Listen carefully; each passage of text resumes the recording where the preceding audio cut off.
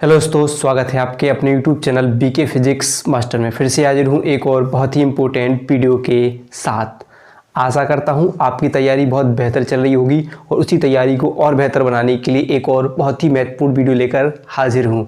आज की इस वीडियो में हम किरण प्रकाश की यानी प्रकाशिकी वाले चैप्टर से सभी महत्वपूर्ण डेरिवेशन सबसे ज़्यादा पूछी गई हैं वो लेकर हाजिर हूँ, क्योंकि आप खुद जानते हो इस चैप्टर से 100% एक ना एक डेरिवेशन जरूर आती है।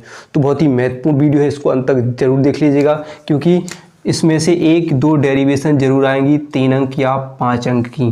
तो बिल्कुल पूरा देखना है वीडियो को। इसमें जो डेरिवेशन मैं बताने वाला हूँ उनको अच्छे से तैयार करना है। इसी प्रकार हम प्रत्येक चैप्टरों से इम्पोर्टेंट डेरिवेशन तैयार करेंगे। तो आइए स्टार्ट करते हैं और समझते हैं आज की पहली इम्पोर्टेंट डेरिवेशन। जैसा कि पेपर में पूछा जाएगा वैसे ही हम यहाँ पर आपको प्रश्न लिख कर देंगे। जैसे कि यहाँ पर पिछले साल यानी 2025 में पूछा गया था कि उपर्युक्त किरण आरेख की सहायता से अवतल दर्पण के सूत्र 1/f बराबर 1/v प्लस 1/u को व्युत्पन्न कीजिए और उनके संकेतों यानी जो भी संकेतों के जो प्रतीकों के मान बताइए, यानी उनके नाम लिखिए कि कौन सा यानी f क्या है, u क्या है, v क्या है, वो संकेतों के मान बताने थे। तो आज हम इसको देखते हैं कैसे इसको हल कर सकते हैं। तो आइए देखते हैं। तो किसके लिए देखा है कि अवतल दर्पण। तो अवतल दर्पण क्या होता है? ऐसा दर्पण जिसके बाहरी पृष्ठ पर पॉलिश कर दी जाए और परावर्तन आंतरिक पृष्ठ से हो, क्या कहलाता है? अवतल दर्पण कहलाता है। तो मान लीजिए कि माना एक अवतल दर्पण M1 और M2 है। बस समझना है, पहले आपके पास इसकी भाषा तो लिखी होगी, बस देखते चलना है कि माना एक अवतल दर्पण M1 व M2 है जिसका ध्रुव P, फोकस F और वक्रता केंद्र C है। क्या है? माना एक अवतल दर्पण M1 और M2 है जिसका ध्रुव P, फोकस F तथा वक्रता केंद्र C है। आप यह जानते हो कि नहीं? ध्रुव और वक्रता केंद्र को मिलाने वाली सीधी रेखा क्या कहलाती है? मुख अक्ष कहलाती है। तो क्या करेंगे? इस मुख अक्ष पर क्या करेंगे? मुख अक्ष पर कोई एक वस्तु AV रखी हुई है। वस्तु क्या रखी हुई है? AV रखी हुई है। वस्तु क्या रखी? AV। अब क्या पता है, आप जानते हो कि किसी वस्तु से यानी कोई वस्तु से 2 प्रकाश किरणें निकलती हैं। तो मान लीजिए अगर कोई प्रकाश किरण दर्पण की समांतर जाती है तो दर्पण से परावर्तन के पश्चात कहाँ से होकर गुजरती है? मुख फोकस से होकर गुजरती है। अगर कोई किरण वक्रता केंद्र से होकर जाती है तो वक्रता केंद्र से ही वापस होकर चली जाती है। अगर कोई किरण फोकस से होकर जाती है तो दर्पण से परावर्तन के पश्चात मुख अक्ष के समांतर हो जाती है। ये 3 नियम इसके हैं, हम जानते हैं। तो ऐसे यहाँ पर हम देखेंगे, तो यहाँ पर देखेंगे कि मान लीजिए कोई दर्पण से एक समांतर किरण जा रही है, यानी नाम दे दे इसके लिए हम कोई AN नाम दे देते हैं। क्या नाम? या कोई भी नाम दे दो आप, कि यहाँ पर इसको हम O नाम दे सकते हैं। ठीक है, O दे दीजिए, O नाम दे देते हैं। AO प्रकाश किरण जो जा रही है, कैसी जा रही है? समांतर। और ये दर्पण से परावर्तन के पश्चात कहाँ से जाएगी? मुख फोकस से। भी हाल पढ़ा हमने, क्या हाल से जाएगी? मुख फोकस से होकर जाएगी। दूसरी किरण वक्रता केंद्र से होकर जाती है, यानी इसको कोई भी नाम, जैसे O यहाँ पर हम R दे नाम दे सकते हैं। ठीक है, R नाम दे सकते हैं।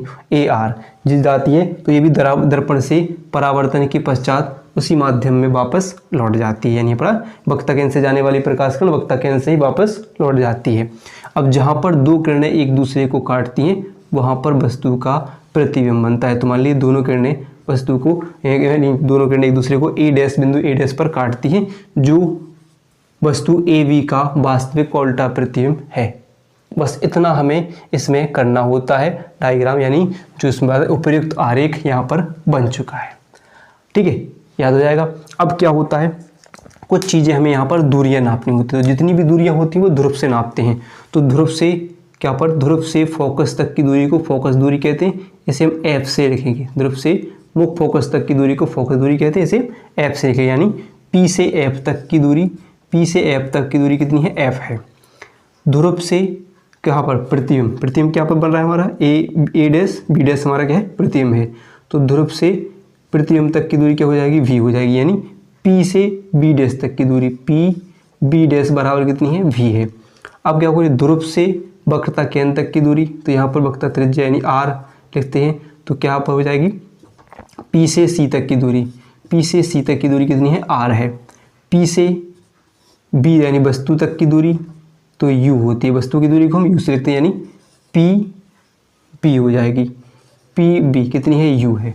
अब क्या होता है कि अवतल दर्पण में नापेंगे जितनी भी दूरियां क्या होती हैं, ऋणात्मक। जितनी भी दूरियां किस में होती है, ऋणात्मक में होती हैं। जो भी दूरियां होंगी वो माइनस होती हैं, यानी ये माइनस होगी, ये माइनस होगी, ये माइनस होगी, ये माइनस, तो ये भी माइनस माइनस माइनस माइनस हो जाएगी। ठीक है, क्यों? क्योंकि दर्पण के सामने जो भी वस्तु रखी हो, कोई भी चीज़ हो, दर्पण के सामने वाली दूरियां क्या होती हैं, ऋणात्मक होती हैं।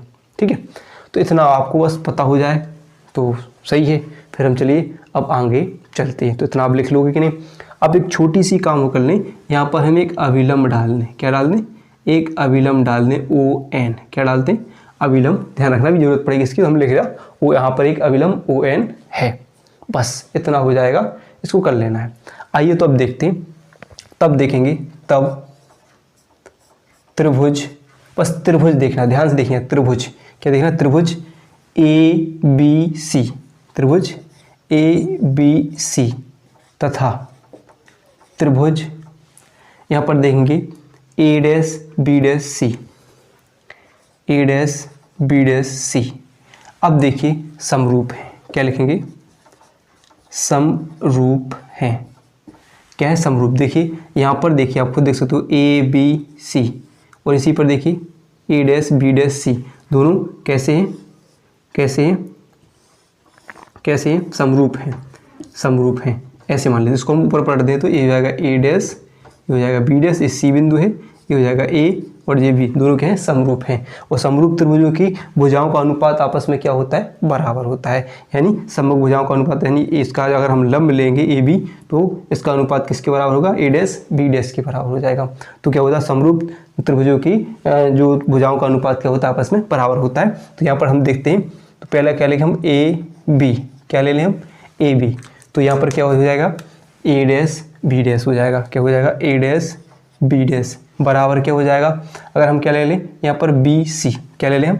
BC ले लें, तो यहाँ पर क्या हो जाएगा? B', हो जाएगा। क्या हो जाएगा? B' हो जाएगा। इसे हम समीकरण 1 नाम दे सकते हैं। ठीक है, इतनी बात क्लियर है, बिल्कुल सिंपल है, मजा आने वाला है, बिल्कुल तैयार हो जाएगा। अब देखिए अगला त्रिभुज लिखते हैं। त्रिभुज O, देखेंगे ऐसे देखेंगे A', B', F, यहाँ पर NOF। ये देखिए है कि नहीं? ये त्रिभुज, ये त्रिभुज है कि नहीं? तो अब लिखें त्रिभुज, त्रिभुज देखेंगे ONF।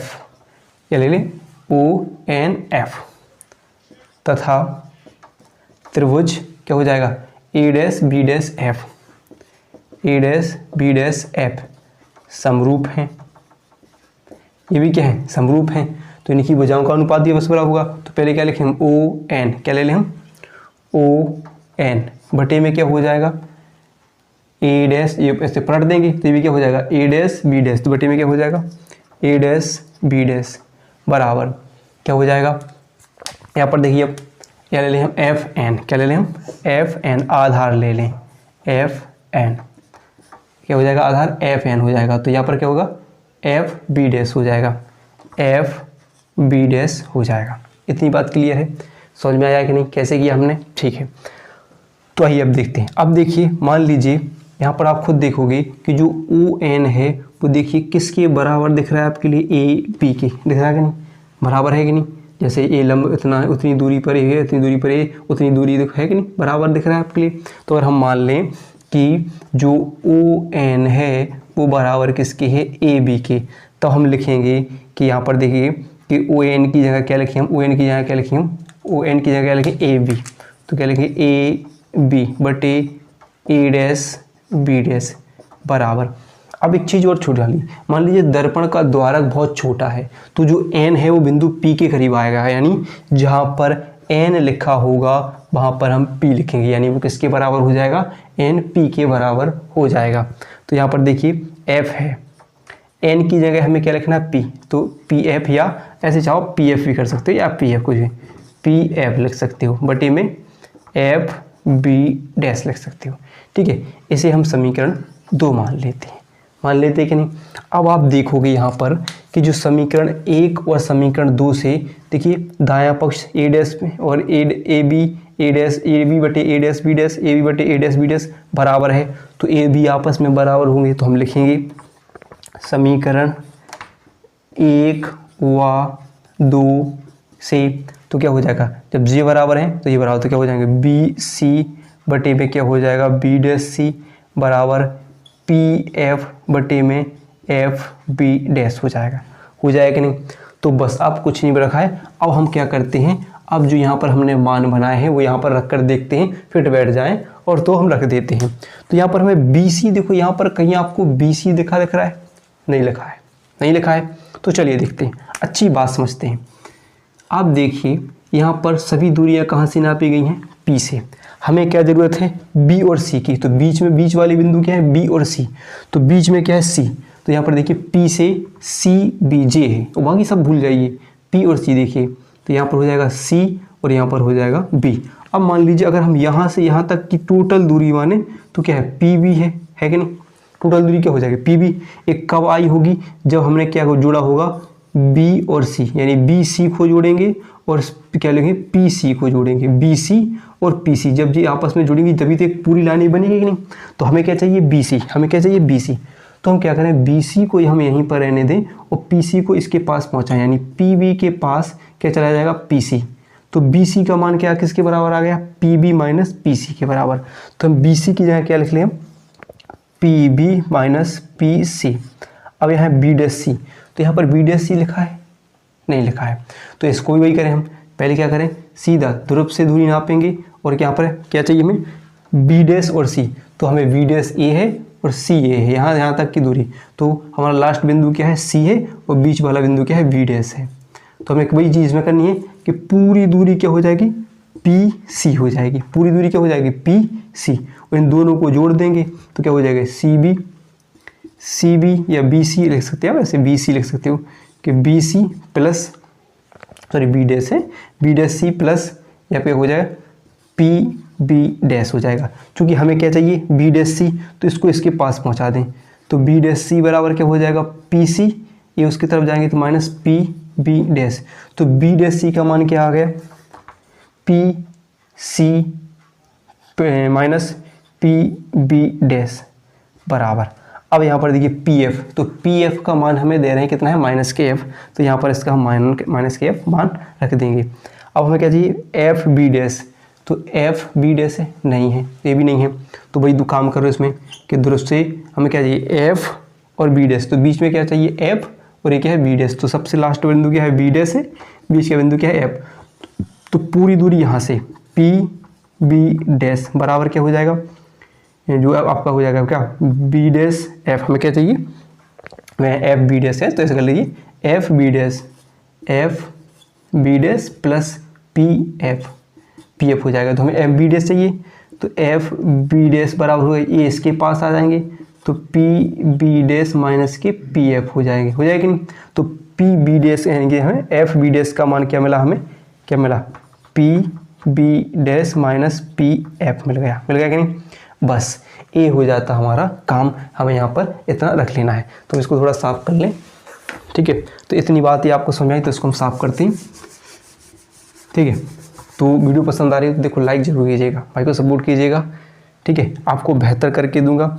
अब देखिए, अब हम मान रख लेते हैं, जो भी मान हमने यहाँ पर बनाए हुए हैं वो रख लेते हैं। तो यहाँ पर देखिए पी बी का मान, तो यहाँ पर पी बी का मान कितना है, पी बी का मान है माइनस के यू। तो हम रखेंगे माइनस के यू बटे minus P C. P C का मान कितना है, देखिए पी सी का मान कितना है, माइनस के आर, तो minus minus plus P C क्या पड़ा, कितना है, माइनस के आर है, पी सी का मान minus K R. P B dash minus के भी, तो माइनस माइनस क्या हो जाएगा, प्लस, तो प्लस भी बराबर माइनस एफ, तो माइनस एफ रख दो। फिर क्या है, पी बी डैश, तो पी बी डैश माइनस के भी, तो माइनस के भी माइनस पी एफ, तो पी एफ का माइनस है माइनस एफ, तो माइनस माइनस प्लस एफ हो जाए, ठीक है। ए रख दिया हमने, रख दिया कि नहीं। अब हमें थोड़ी सी एक ज़रूरत और है, कैसे देखोगे, हमने एक सूत्र पढ़ा है, एफ बराबर आर बटे 2, यानी फोकस दूरी वक्रता त्रिज्या में संबंध। तो अगर हम इसको कैसे लिखना चाहें कि आर बराबर हम 2 का एफ में गुणा कर दे तो 2f हो जाएगा, आर बराबर क्या हो जाएगा, 2f। तो यहाँ पर आर लिखा हो वहाँ पर हम 2f लिख सकते हैं। तो माइनस के यू, आर की जगह क्या लिखेंगे, 2f बटे में माइनस के 2f प्लस के भी बराबर माइनस के f बटे माइनस के भी प्लस f। ए हो जाएगा, हो जाएगा नहीं। अब हम क्या करें, कुछ नहीं करना है हमें क्या करना है, कैंची गुणा करना है, यानी इसका इसमें इसका इसमें, तो इसका इसमें करेंगे तो माइनस के बी प्लस एफ का, माइनस के बी प्लस एफ का किस में करेंगे, minus K you plus 2f में, और यहाँ पर माइनस के एफ का गुणा करेंगे माइनस के 2f प्लस बी में कर देंगे। तो माइनस के एफ का इसमें करेंगे तो यू में करेंगे, पहले भी का करें तो माइनस माइनस प्लस हो जाएंगे, तो क्या हो जाएंगे बी यू, मान लीजिए बी यू हो जाएगा। फिर एफ का बी का इन दोनों में करें तो माइनस प्लस माइनस हो जाएगा, और क्या हो जाएगा माइनस के 2f भी हो जाएंगे, 2f भी हो जाएंगे। फिर यहाँ पर क्या करें हम, अब प्लस का करते हैं तो ये प्लस माइनस क्या होंगे माइनस, तो इसका इसमें करें तो एफ यू आ जाएंगे। फिर हम एफ का इसमें करें तो प्लस प्लस हैं, प्लस प्लस हो जाएंगे, 2f का एफ में करेंगे तो 2f स्क्वायर हो जाएंगे। ऐसे हम साइड कर लेंगे, एफ का इसमें करेंगे तो माइनस माइनस प्लस तो 2f स्क्वायर, माइनस का इसमें करेंगे तो प्लस माइनस माइनस और f भी हो जाएंगे। अब यहाँ पर देंगे कि 2f स्क्वायर से 2f स्क्वायर कैंसिल हो जाएंगे, क्योंकि इस तरफ आएगा माइनस हो जाएगा। अब हम क्या करें, एफ वी वाले मान को एफ बी के पास पहुँचाएं, तो यहाँ पर क्या है वी यू माइनस, ये क्या है 2f भी है, ए इसके पास आएगा, इस माइनस का यहाँ पर हो जाएगा प्लस का एफ बी, और यहाँ पर क्या है माइनस की एफ यू बराबर 0 मान लेते हैं। तो अब यहाँ पर देखेंगे कि वी यू माइनस 2f में से एक एफ भी चला जाएगा, तो क्या बचेगा, अकेला एफ वी बचेगा कि नहीं, माइनस की एफ यू बचेगा बराबर 0। अब क्या करते हैं हम, इसको मान लो कोई समीकरण मान लेते, समीकरण 3, तो पूरे समीकरण में यू बी एफ से भाग देने पर क्या करें हम, यू बी एफ से भाग दें, तो यानी क्या करें हम, यू भी यू है और माइनस एफ बी है माइनस एफ यू है, तो हम क्या करें कि इनमें हम किससे यू भी एफ से भाग दें, यू भी एफ से भाग दें, यू भी एफ से भाग दें। तो आप यहाँ पर देखोगे यू से यू कट जाएगा, भी से भी कट जाएगा, क्या बचेगा 1/f बचेगा। यहाँ से भी से भी कट जाएगा, एफ से एफ कट जाएगा, क्या बचेगा 1/u बचेगा, माइनस एफ से एफ कट जाएगा, यू से यू कट जाएगा, क्या बचेगा 1/v बचेगा बराबर 0। अब क्या करें, इन दोनों को उस तरफ पहुंचा दें हम, तो क्या हो जाएगा 1/f बराबर 1/, क्या हो जाएगा इस ये जाएगा तो उस तरफ जाएगा प्लस का 1/v, और ये माइनस का है तो प्लस का हो जाएगा 1/f बराबर 1/v प्लस 1/u, दोनों चले जाएंगे प्लस में जाएंगे, तो ये लेकर कर आ जाएगा, यानी वही है कि नहीं। अब चाहे आगे पीछे लिख तो कोई बात नहीं, ये हो जाएगा आपका सिद्ध हो जाएगा 1/f। यहाँ पर जहाँ पर देखिए कि f क्या होगी, फोकस दूरी हो जाएगी, b क्या हो जाएगी, प्रतिबिंब की दूरी होगी, और u हो जाएगी वस्तु की दूरी हो जाएगी, ठीक है, वस्तु की दूरी हो जाएगी। इस प्रकार आप इसको हल कर सकते हो, निकाल सकते हो। पूरे के पूरे पिछले साल 3 नंबर में पूछा गया था, 5 नंबर में पूछा जा सकता है। तो वीडियो पसंद आई हो तो हम अगला एक और डेरिवेशन तैयार करते हैं।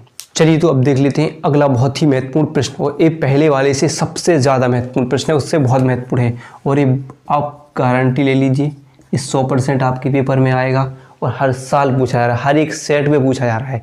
जितने भी यूपी बोर्ड के सेट पेपर बनते हैं उन सभी में ये प्रश्न पूछा गया है और पूछा जाता है, बहुत ही मोस्ट इंपॉर्टेंट है, और 3 नंबर में पूछा जाएगा। हम बात कर रहे हैं परस्पर संपर्क में रखे 2 पतले लेंसों के संयोजन की फोकस दूरी के लिए सूत्र की स्थापना। आइए स्टार्ट करते हैं, समझते हैं कैसे। तो क्या है, परस्पर संपर्क में रखे 2 पतले लेंस, तो मान लीजिए कि माना 2 पतले उत्तल लेंस L1 व L2, क्या करें हम कि माना 2 पतले उत्तल लेंस L1 व L2 परस्पर संपर्क में रखे हुए हैं, इनकी फोकस दूरियां F1 व F2 हैं। क्या है, फोकस दूरी क्या है, F1 व F2 है। क्या होता है कि मान लीजिए कि अगर एक पतला लेंस L1 ना हो, L2 ना हो, क्या हो, L2 ना हो, तो लेंस L1 के सामने बिंदु O पर रखी वस्तु का प्रतिबिंब, यानी यहाँ पर देखिए मान लीजिए एक किरण जाएगी, ठीक है, यहाँ पर लेंस L1 के सामने रखी वस्तु O का प्रतिबिंब लेंस की दूसरी तरफ, कहाँ पर, लेंस के दूसरी तरफ कहाँ पर बनता है, I डैश पर बनता है। कहाँ पर बनता है, I डैश पर बनता है। कब बनता है, जब लेंस L2 ना हो, तो जिसकी दूरी यानी यहाँ से पहले लेंस से वस्तु की दूरी क्या हो जाएगी u, उसकी दूरी मान लेते हैं क्या, v डैश है। कितनी है, v डैश है। क्या हुई, v डैश है। अब मान लीजिए इतनी बातों में लिखते चलते हैं, आपके पास भाषा लिखी होगी, पहले आपने कर, हम केवल रिवीजन कर रहे हैं, समझ रहे हैं।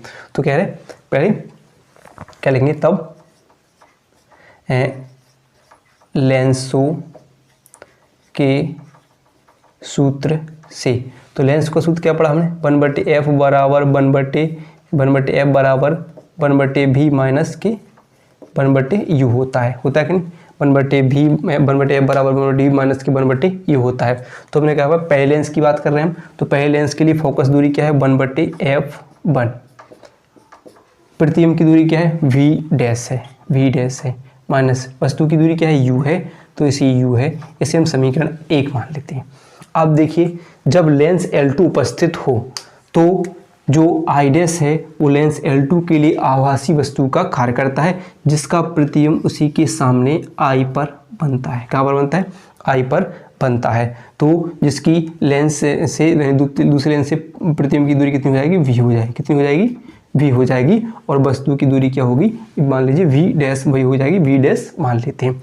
तब ये तब लेंस मतलब द्वितीय लेंस के लिए ऐसे लिख, तब ऐसे लिख सकता, तब द्वितीय लेंस के लिए। और भी जो भाषा होती है वो आप अपने किताब से जो भी आपके पास फेयर है उसमें से लिख सकते हो, बस समझने के लिए हम आपको यहाँ पर करा रहे हैं। तो तब हम क्या हो जाएगा, तब क्या हो जाएगा, द्वितीय लेंस की फोकस दूरी क्या हो जाएगी, 1/f2 हो जाएगी, 1/f2 हो जाएगी। और इसके लिए v यानी प्रतिबिंब की दूरी क्या हो जाएगी, v हो जाएगी, प्रतिबिंब की दूरी v हो जाएगी। और वस्तु की दूरी क्या हो जाएगी इसके लिए, माइनस 1/v डैश हो जाएगी, क्या हो जाएगी, 1/v डैश हो जाएगी। इसे हम समीकरण 2 मान लेते हैं। क्या बोले, समीकरण 2 मान लेते हैं। अब क्या होगा, दोनों समीकरणों को जोड़ने पर क्या लिखें हम, दोनों समीकरणों को जोड़ने पर तो क्या हो जाएगा, 1/, साइड वाला दायां पक्ष से, बायां पक्ष से, तो 1/f1 क्या हो जाएगा, यानी ऐसे हम लिख सकते हैं कि 1/f, चाहे आप इस तरफ से कर लो, इस तरफ से जाएगा 1/f1 प्लस 1/f2 बराबर क्या हो जाएगा, 1/v डैश माइनस के 1/u प्लस 1/v माइनस के 1/v डैश हो जाएंगे। तो आप देखिए माइनस के v डैश से कट जाएंगे, क्या बचेगा, 1/f1 प्लस 1/f2 बराबर क्या बचेगा, इसको अपन पलट दीजिए तो ये प्लस माइनस क्या हो जाएगा, माइनस, यानी 1/v माइनस के 1/u हो जाएगा। ऐसे लिख सकते हैं, क्योंकि बस आप चाहो तो, क्योंकि क्या हो जाएगा, तो आपने पढ़ा है हमने सबसे पहले कि 1/v माइनस 1/u बराबर किसके, 1/f के। तो हम यहाँ पर लिख सकते हैं कि 1/f1 प्लस 1/f2 बराबर किसके हो जाएगा, 1/f के, ये हो जाएगा सूत्र। यानी इसको हम चाहे तो ऐसे लिख सकते हैं, 1/f बराबर 1/f1 प्लस 1/f2 भी ऐसे लिख सकते हैं। ऐसे अगर हम करते तो अगर हम ऐसे पहले इसको ऐसे लिख लेते तब आ जाता हमारा 1/v माइनस 1/u बराबर 1/f, ऐसे लिखते दर्पण सूत्र, तो हमारा ऐसे में आ जाता है। ऐसा भी सही है, ये भी सही है। इस प्रकार आप निकाल सकते हो, ये प्रथम लेंस की फोकस दूरी, ये द्वितीय लेंस की फोकस दूरी हो जाएगी। इस प्रकार आप परस्पर संपर्क में रखे दो पतले लेंसों की संयुक्त फोकस दूरी के सूत्र की स्थापना कर सकते हैं।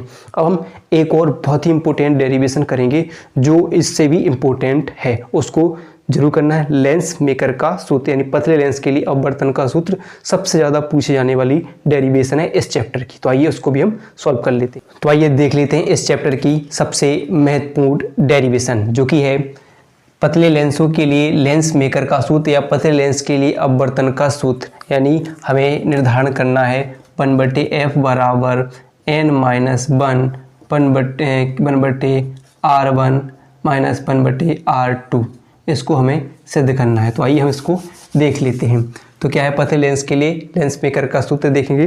तो मान लीजिए, माना एक पतला उत्तल लेंस, यहाँ पर देखेंगे, माना एक पतला उत्तल लेंस L, यानी जो T मोटाई का है, कितनी मोटाई है इसकी, T मोटाई का एक पतला उत्तल लेंस L रखा हुआ है, यानी वायु में रखा हुआ है, जिसके दोनों ओर माध्यम समान है, यानी N1 और n1 है, दोनों ओर माध्यम समान है तथा लेंस का अपवर्तनांक क्या है, n2 है। इसका प्रकाश से केंद्र क्या है, C है तथा इसके दो ध्रुव P1 व P2 है।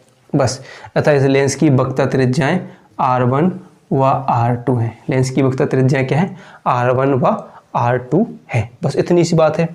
अब लेंस के मुख अक्ष पर कोई वस्तु O क्या है, कोई वस्तु O रखी हुई है जिससे चलने वाली प्रकाश किरण लेंस से अपवर्तन के पश्चात यहाँ पर I1 पर, यानी I1 या I डैश कह सकते हैं, I1 पर क्या बनाती है, वस्तु का प्रतिबिंब बनाती है, जिसकी लेंस से दूरी कितनी हो जाएगी, इसकी U, और यहाँ से प्रथम पृष्ठ से, पहले पृष्ठ से कितनी हो जाएगी इसकी, मान लेते हैं V1 मान लेते हैं। प्रतिबिंब की दूरी कितनी हो जाएगी, V1, और वस्तु की दूरी क्या हो जाएगी, U हो जाएगी। इतनी बात क्लियर है, तो लिख सकते हैं कि नहीं, इतना हो जाएगा। तो आइए पहले हम इसको कर लेते हैं, तब देखेंगे हम, तब लिख लेते हैं। तब गोलीय पृष्ठ के क्या लिखे, गोलीय पृष्ठ के आवर्तन के सूत्र से, तो गोलीय पृष्ठ के आवर्तन का सूत्र क्या पढ़ा हमें, N2 बटे V माइनस N1 बटे U बराबर N2 माइनस N1 बटे R, ये पढ़ा है हमने। N2 बटे V माइनस N1 बटे U बराबर N2 माइनस N1 बटे R पढ़ा है। तो हम क्या रखने पहले पृष्ठ के लिए, तो क्या हो जाएगा N2 बटे V, V क्या हमारा V1 है, तो क्या होगा V1 हो जाएगा, माइनस N1 बटे U क्या है, तो U तो U है हमारा, बराबर क्या हो जाएगा N2 माइनस N1 बटे क्या हो जाएगा, वक्रता त्रिज्या पहले पृष्ठ के लिए R1 है, तो इसकी हम लिखेंगे R1 हो जाएगी। इसे हम समीकरण 1 नाम दे सकते हैं। अब देखिए द्वितीय पृष्ठ के लिए, यानी पृष्ठ 2 के लिए, तो क्या करेगा, ये दूसरे पृष्ठ के लिए जो I1 है वो एक अप्रतिबिंब है, I1 है जो आभासी वस्तु का कार्य करेगा, जिसका प्रतिबिंब उसी के सामने मान लीजिए I पर बनता है, जिसकी द्वितीय पृष्ठ से दूरी क्या है, V है, जिसकी द्वितीय पृष्ठ से दूरी क्या है, V है, और प्रथम पृष्ठ से दूरी उसकी क्या हो जाएगी, तो यहाँ पर जो T मोटाई, यानी यहाँ से T मोटाई में से उसकी दूरी घट जाएगी, यानी क्या हो जाएगी, V1 माइनस की T हो जाएगी। तो द्वितीय पृष्ठ से उसकी दूरी क्या हो जाएगी, वस्तु की दूरी क्या हो जाएगी, V1 माइनस की T, क्यों नहीं, क्योंकि आधी पृष्ठ की दूरी घट रही है, तो T माइनस मोटाई उस पर से माइनस हो जाएगी, तो V1 माइनस क्या हो जाएगी, T हो जाएगी। तो अब हम क्या हो जाएंगे, तो अब यहाँ हम रखेंगे द्वितीय पृष्ठ के लिए, क्या लिखेंगे, द्वितीय पृष्ठ के लिए। बिल्कुल साधारण भाषा में समझा रहा हूँ, ज़्यादा उसमें हम भाषा का प्रयोग नहीं कर रहे हैं। आपने देखी है भाषा, लिखी हुई है पहले भी, हम एक बार रिवीजन कर रहे हैं, समझ रहे हैं।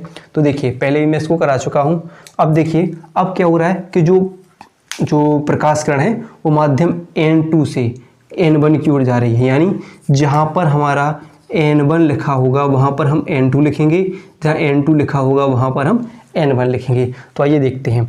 तो यहाँ क्या होगा, N2 है, N2 तो यहाँ पर लिखेंगे हम N1, और क्या हो जाएगा V है, तो V कितना हमारा इसके लिए, V तो V है इसके लिए, V क्या है, V है, क्या है, V इसके लिए क्या है, V है। तो यहाँ दूरी है V माइनस क्या हो जाएगी, N1 की जगह हम क्या लिखेंगे N2, तो वस्तु की दूरी क्या हो जाएगी, V1 माइनस की T हो जाएगी, क्या हो जाएगी, V1 माइनस की T हो जाएगी। यहाँ पर देखिए अब N2 की जगह हम क्या लिखना है, N1 की जगह क्या लिखना है N2, और इसके लिए वक्रता त्रिज्या क्या है, R2 है, तो R2 हो जाएगी, ठीक है, ये जाएगा। अब मान लीजिए कि जो लेंस पतला है, क्या है, पतले लेंस के लिए तो जो T मोटाई यानी पतला है, बहुत पतला है, तो जो T का मान क्या हो जाएगा, नगण्य हो जाएगा, यानी 0 हो जाएगा। तो क्या लिख देंगे, पतले लेंस के लिए T मोटाई T ऐसा लिखेंगे मोटाई T का मान नगण्य होगा।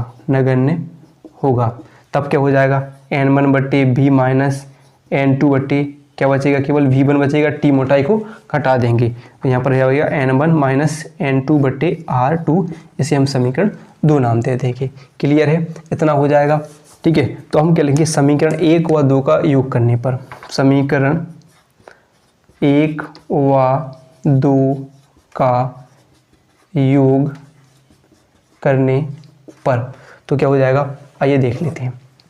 तो इस साइड वाले इससे जुड़ेंगे, इस साइड वाले से जुड़ेंगे, तो क्या हो जाएगा N2/V1 माइनस N1/U प्लस क्या हो जाएगा N1/V माइनस N2/V1 बराबर क्या हो जाएगा, यहाँ से साइड वाले N2 माइनस N1/R1 प्लस क्या हो जाएगा, यहाँ से इससे N1 माइनस N2/R2 हो जाएगा कि नहीं। ऐसे देख लीजिए। अब यहाँ पर आप देख सकते हैं N2/V1 प्लस का है, N2/V1 माइनस का है, यानी क्या बच गया हमारा माइनस के N1/U प्लस के N1/V बराबर यहाँ पर क्या बचा है आपका, यहाँ पर देखिए N2 माइनस N1 है, तो यहाँ इसको हम कॉमन ले लेते हैं। N2 माइनस N1 को कॉमन ले लेंगे, अंदर क्या बचेगा 1/R1 माइनस प्लस 1/R2 बच जाएगा नहीं, ऐसे बचेगा।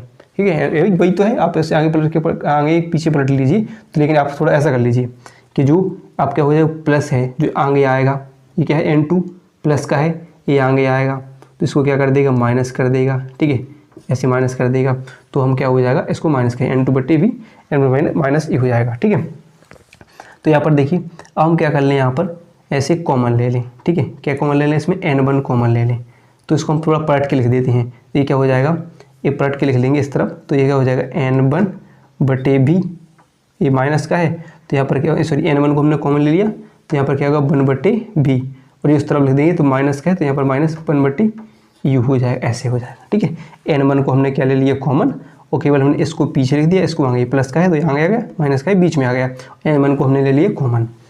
अब क्या हो जाएगा यहाँ पर N2 माइनस के N1, यहाँ पर बचेगा 1/R1 माइनस के 1/R2, क्योंकि आप समझे कि यहाँ पर माइनस क्यों आया, क्योंकि N2 का हम ऐसे इसके N2 को अगर हम कॉमन ले रहे हैं तो N2 माइनस N2 और ये यहाँ पर हो जाएगा प्लस N1 होता है वही चीज़, तो यहाँ मैंने इसको हमने कॉमन ले लिया है।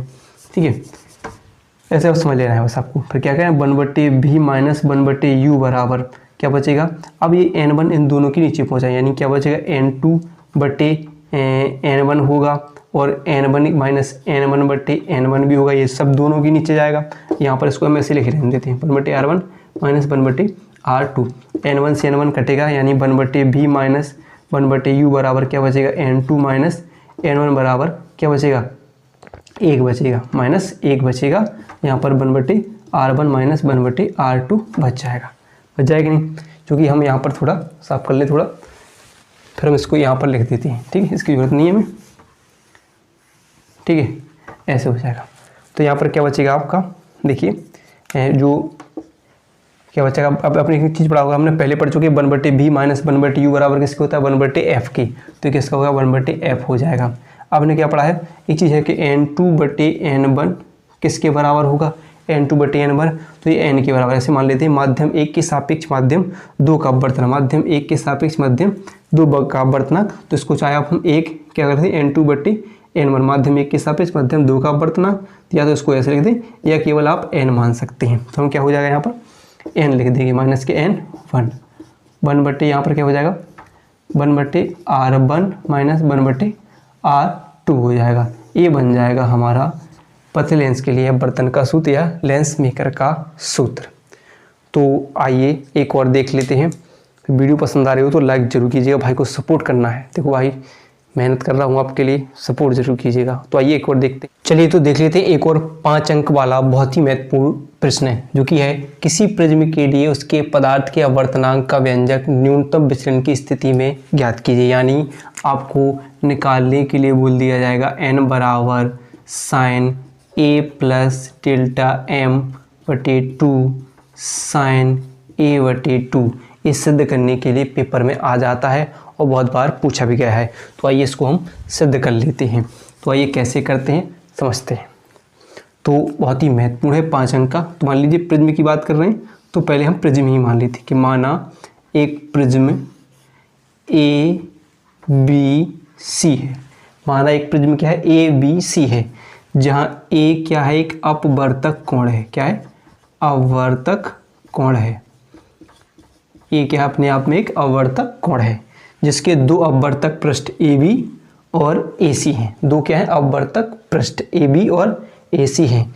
जब कोई पहले अपवर्तक पृष्ठ यानी अपवर्तक पृष्ठ ए बी पर एक प्रकाश किरण पी क्यू आपतित होती है। कौन सी प्रकाश किरण? पी क्यू आपतित होती है, तो वो अभिलंब, यहाँ पर हम नाम दे देते हैं अभिलंब एम एन। क्या नाम देते हैं? M N. अभिलंब एम एन के से क्या होगा? अपवर्तन के पश्चात एम एन की ओर झुक जाती है और क्यू आर दिशा में क्या हो जाती है? क्यू आर दिशा में अपवर्तित हो जाती है। इतनी बात समझ आई? बिल्कुल सिंपल सी बात है, समझ रहे हैं हम कि नहीं? माना एक प्रिज्म ABC है जहाँ ए अपवर्तक कोण है जिसके दो अपवर्तक पृष्ठ AB और AC हैं। जब कोई एक श्वेत प्रकाश किरण PQ अपवर्तक पृष्ठ कौन से? आपके AB पर आपतित होती है, तो अभिलंब MN की ओर झुकती हुई RS दिशा में क्या हो जाती है? निकल जाती है, यानी अपवर्तित हो जाती है। जहाँ पर हमने पढ़ा है अभिलंब और आपतित किरण के बीच बनने वाला कोण होता है आपतन कोण, जिसको हम नाम देते हैं I1। क्या कह लेते हैं हम? I1 कहते हैं। और जो अपवर्तित किरण और अभिलंब के बीच बनने वाला अपवर्तन कोण होता है R1 है। ठीक है। अब क्या होता है? आपतित किरण दूसरे पृष्ठ पर, जो अपवर्तित किरण कौन सी है? QR पृष्ठ AC पर क्या होती है? आपतित होती है, यानी ये अपवर्तित किरण का काम करती है। तो AB क्या हो जाएगी? यहाँ पर डाला अभिलंब, ये क्या है? अभिलंब। या मान लो कोई भी नाम दे दें हम, ON देते हैं। क्या होती है? ON है। तो ये ON से अभिलंब से दूर हटती हुई RS दिशा में निर्गत हो जाती है, यानी चली जाती है, निकल जाती है। तो अभी QR AC पृष्ठ पर क्या कहलाई? आपतित किरण। तो इसके बीच बनने वाला कोण क्या होगा? आपतन कोण होगा। तो इसे हम किससे लिख सकते हैं? मान लीजिए R2 से लिखते हैं। और निर्गत किरण और अभिलंब के बीच बनने वाला कोण क्या होगा? अपवर्तित कोण होगा, तो इसे हम I2 से मान लेते हैं। क्या मान लेते हैं? हम I2 नाम दे देते हैं। ठीक है। फिर हम देखते हैं कि आपतित किरण PQ को आगे की ओर और निर्गत किरण RS को पीछे की ओर मिलाने पर एक बिंदु D पर मिलते हैं, जहाँ पर बनने वाला कोण क्या होता है? विचलन कोण, जिसे हम डेल्टा M से लिखते हैं, यानी डेल्टा M से लिखते हैं, डेल्टा से प्रदर्शित करते हैं। जहाँ पर दो छोटे छोटे कोणों पर झुकेगा डेल्टा 1 और डेल्टा 2 होगा, यानी कुल कोण, यानी ये बहिष्कोण कहलाएगा। कैसे बनेगा? ऐसा होगा। ठीक है, ऐसे। तो ये बहिष्कोण होगा। इसके अंतः कोण डेल्टा 1 और डेल्टा 2 है। यानी हमने पढ़ा है, क्या जानते हैं कि बहिष्कोण का मान, यानी डेल्टा बहिष्कोण का मान अंतः कोणों के योग के क्या होता है? बराबर होता है। यानी तो यहाँ पर डेल्टा बराबर डेल्टा 1 प्लस डेल्टा 2 हो जाएगा। तो इसी प्रकार अब हम देखते हैं, अब अपनी तरफ यानी इसके निर्धारण की तरफ चलते हैं। ये तो होगी इसकी भाषा। इतना बात आपको समझ में आई होगी, आशा करते हैं। अब देखिए, मान लीजिए प्रथम अपवर्तक, पहले हम करते हैं, पहले अपवर्तक पृष्ठ से देखते हैं। तो प्रथम पृष्ठ से, प्रथम अपवर्तक पृष्ठ से, प्रथम अपवर्तक पृष्ठ से। तो देखिए क्या पढ़ा हमने? प्रथम अपवर्तक पृष्ठ से। तो देखिए पहले क्या है पर, तो यहाँ पर देखिए MQP क्या हो गए? कोण MPQ बराबर, यहाँ पर देखिए अगला है NQD। क्या कर दें हम? NQD एक शीर्षाभिमुख कोण है। क्या है? शीर्षाभिमुख कोण है। क्यों शीर्षाभिमुख कोण जानते हो क्या होते हैं? जब कोई दो रेखाएं या कोई रेखाएं जब एक दूसरे को एक बिंदु पर काटती हैं और उनके बीच बनने वाले कोण क्या होते हैं? शीर्षाभिमुख कोण होते हैं। और उन कोणों का मान क्या होता है? आपस में बराबर होता है। तो यहाँ पर कोण MPQM और कोण NQD क्या है? NQD क्या है? शीर्षाभिमुख कोण है। और उनके मान जैसे यहाँ पर देखिए, तो यहाँ पर बनने वाला कोण क्या है? I1 है। और यहाँ पर बनने वाले कोण कौन कौन सी? डेल्टा 1 और R1 है। तो इन दोनों कोणों का मान क्या होगा? आपस में बराबर होता है। तो यहाँ पर मैंने बराबर लिख दिया। तो देखिए यहाँ पर जो I1 है वो बहिष्कोण है, यानी बाहर का कोण है डेल 1, और R1 क्या है? अंतः कोण है कि नहीं? तो क्या होता है? बहिष्कोण का मान अंतः कोणों के योग के क्या होता है? बराबर होता है। या हम वो लिख सकते हैं, नहीं तो हमने बहिष्कोण लिख लिया कि I1, इनके बीच बनने वाला कोण क्या है? I1 है। और इनका कोण क्या है? जो क्या है? डेल 1 प्लस R1 है। तो क्या करें हम कि हम क्या करते हैं? R1 को I1 के पास पहुंचाते हैं। तो क्या बन जाएगा? डेल्टा 1 बराबर I1, इस तरफ आएगा अब प्लस का है, इस तरफ आएगा तो माइनस के R1 इसके पास आया है R1, इसको हमने सीधा करके लिख दिया, इसे हम समीकरण 1 मान लेते हैं। ऐसे हम दूसरा कोण देखते हैं, कौन सा, SRO, कोण SRO बराबर कोण क्या हो जाएगा यहाँ पर, ऐसे देख लिख रहे हैं कि NRD, क्या हो जाएगा कोण NRD। तो यहाँ पर देखिए बाह्य कोण क्या है, I2 है, I2 है, उसके दोनों कोणों क्या है, δ2 प्लस R2 है। तो हम क्या करें, वही चीज़ करें कि क्या करें, I2 δ2 को बाहर रहने दें और I2 के पास क्या पहुँचाएं, R2, तो माइनस के R2 हो जाएगा। इसे हम समीकरण 2 मान लेते हैं। क्योंकि हम पढ़ चुके हैं कि डेल्टा यानी बहिष्कोण अंतःकोणों के योग के बराबर होता है, तब क्या होगा, चूँकि क्या होगा कि जो डेल्टा बराबर δ1 प्लस δ2 हो जाता है। तो हम क्या करें कि मान रख दें, डेल्टा बराबर क्या हो जाएगा, जो δ1 का मान क्या है, I1 माइनस R1 है, और प्लस इसका मान क्या है, δ2 का I2 प्लस R2 है। यहाँ पर ब्रैकेट छोड़ दी, ठीक है। अब हम क्या करते हैं कि मान लीजिए I1 के मान, I1 के पास I2 के मान I1 I2 एक साथ और R1 R2 एक तरफ लिख दें। तो ये I1 है, किसका है, प्लस का है, ये भी किसका है, प्लस का है, तो I1 प्लस I2 लिख दीजिए। यहाँ पर प्लस लगे रहने दीजिए।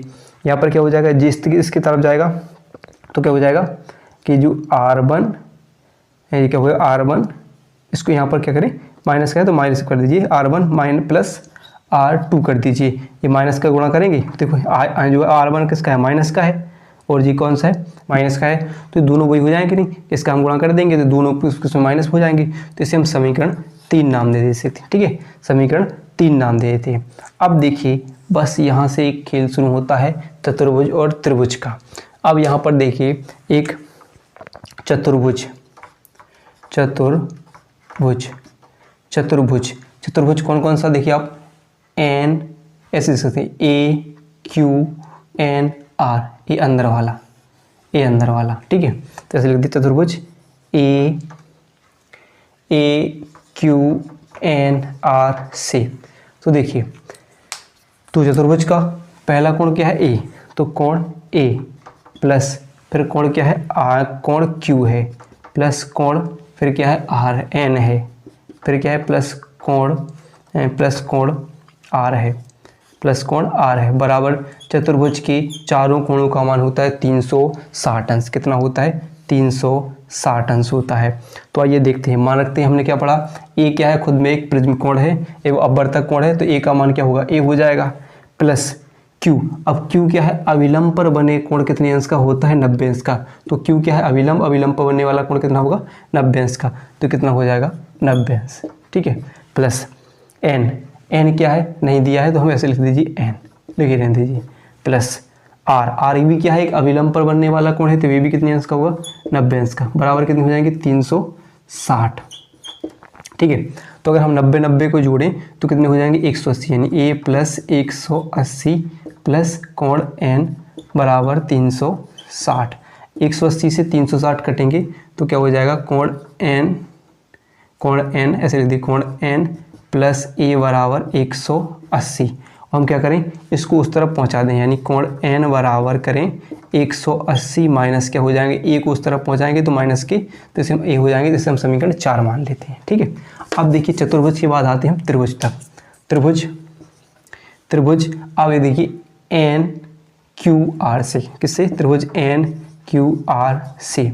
तो देखिए क्या होगा, कोण एन क्या हो जाएगा, एन प्लस कोण क्या हो जाएगा, क्यू प्लस कोण आर बराबर 180, यानी त्रिभुज के तीनों कोणों का मान कितना होता है, 180।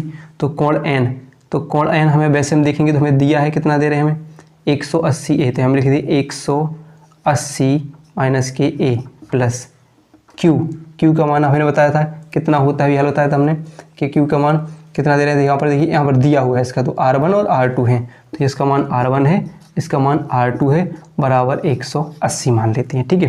तो हम क्या करेंगे, इनको हम बराबर की उस तरफ पहुँचाएंगे, ठीक है। तो क्या होगा, R1 प्लस R2 बराबर उस तरफ जाएंगे तो 180, ये उस तरफ जाएगा तो माइनस के 180 और प्लस के ए हो जाएंगे, यानी 180 चले जाएंगे, यानी R1 प्लस R2 बराबर क्या आ जाएगा ए, यानी ए बराबर R1 प्लस R2 हो जाएगा, ए मान आ जाएगा। यानी इसको हम मान लेते समीकरण 5 मान लेते, ठीक है, ऐसे मान लेते हैं। तो हम क्या करें, अब क्या करें, इस समीकरण का मान क्या करें, इस समीकरण ऐसे मान लेते हैं, इतना लिख दीजिए। अब मान लीजिए अल्पतम विचलन की स्थिति थोड़ा लिखें, अल्पतम विचलन में अल्पतम विचलन की स्थिति में ठीक है, अगर हम क्या करें तो I1 बराबर I2 बराबर I मान लेंगे, अगर R1 बराबर R2 बराबर R मान लें और डेल्टा बराबर डेल्टा M मान लें, तब क्या करेंगे हम, तो हम यहाँ पर अब मान रख सकते हैं। तो हम क्या करें कि जो समीकरण 5 से देखेंगे, पहले हम समीकरण 5 से तो क्या करें हम कि जो R1 R2 की जगह हम क्या लिखें, R लिखें केवल, तो R प्लस R बराबर ए हो जाएगा, और R कितना हो जाएगा 2R बराबर हो जाएगा ए, तो R बराबर क्या हो जाएगा A/2 हो जाएगा, R बराबर A/2 हो जाएगा, ठीक है, ए हो जाएगा। अब देखिए ऐसे ही हम देखते हैं समीकरण 5 में करके देखते हैं, इस समीकरण 3 से देखते हैं, समीकरण 3 से। अब इसकी हमें ज़रूरत नहीं पड़ेगी, ठीक है, तो इसको हम साफ़ करेंगे, वही हम इसको ज़रूरत पड़ेगी तो ऊपर करेंगे हम समीकरण 3 से। तो यहाँ पर देखिए समीकरण 3 क्या है, यहाँ पर देखिए ए है, तो डेल्टा की जगह हम क्या लिखेंगे, डेल्टा एम लिखेंगे, और यहाँ I1 I2 की जगह हम क्या लिखेंगे I, तो I कितना हो जाएगा 2I, कितना हो जाएगा 2I हो जाएगा, माइनस हमने क्या है R1 प्लस R2 बराबर ए पड़ा है, तो हम यहाँ पर ए लिख देंगे, समीकरण 5 से लिख देंगे। तो हम क्या करें कि जो हमने ए को इस तरफ पहुँचाएंगे, 2I बराबर क्या हो जाएगा डेल्टा एम, और ए कहाँ जाएगा, ए इसके पास आएगा, तो ये प्लस के ए हो जाएगा, डेल्टा एम प्लस ए, तो I बराबर हम निकालें तो डेल्टा एम प्लस A/2 हो जाएगा, ठीक है, ए मान लीजिए, ए अलग हो गया। अब हम देखेंगे स्नेल के नियम से, स्नेल के नियम से तो क्या पढ़ा हमने, n बराबर साइन I/साइन R, तो हम देखें n बराबर साइन I का मान क्या है, यहाँ पर देखिए I का मान क्या है डेल्टा एम प्लस A/2, यहाँ पर साइन R का मान कितना है, यहाँ पर देखेंगे A/2 हो जाएगा, नहीं ये निकल आएगा प्रिज्म के लिए अब बर्तन का सूत्र, यानी किसी प्रिज्म के लिए अब उसके पदार्थ के बर्तनांक का व्यंजक न्यूनतम विचलन की स्थिति में निकल आएगा। यहाँ पर देखिए जो डेल्टा एम होगा वो विचलन कोण होगा, और जो एन होगा वो अपवर्तनांक होगा, और ए होगा प्रिज्म कोण होगा, ठीक है। इस प्रकार आप निकाल सकते हो पतले प्रिज्म के लिए बर्तन का सूत्र। तो वीडियो पसंद आए हो तो वीडियो को लाइक और चैनल को सब्सक्राइब करना ना भूलिएगा।